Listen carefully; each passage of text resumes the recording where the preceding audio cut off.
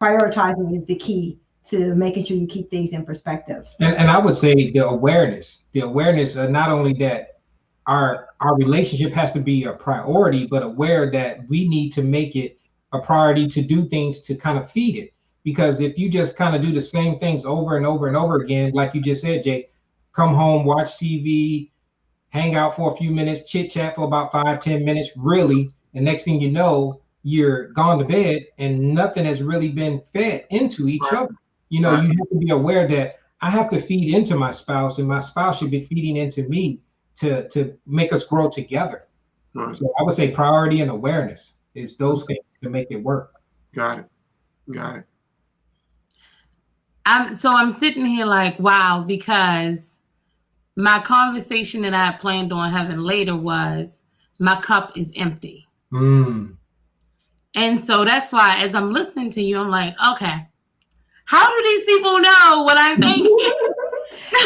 But I'm really sitting here thinking my cup is empty because that's how I have been feeling. Like my cup is empty. My cup is empty. And I feel like something that you guys said is so true. We have the conversations and we say it, but if the other person is not hearing you, then the monotony continues, you know? And so, as you were talking, I was sitting there thinking, my cup is empty because it's really how I, you know, I'm like, I'm pushing like, but I keep stopping on the track, you know? And so, yeah.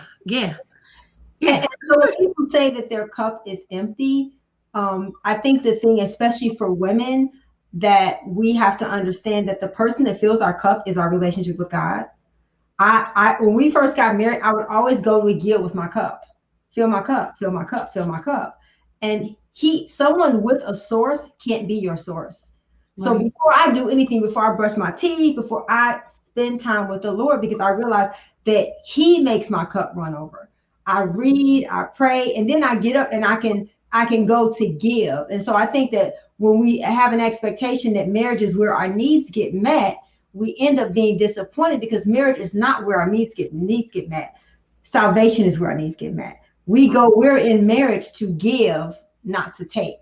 And so I think that when we change the focus of where we expect the needs to be met from, it takes some of the pressure off of our spouses, vice versa, in both ways. Because if in the very beginning of our relationship, just for like you said before we got on air, was the transparency.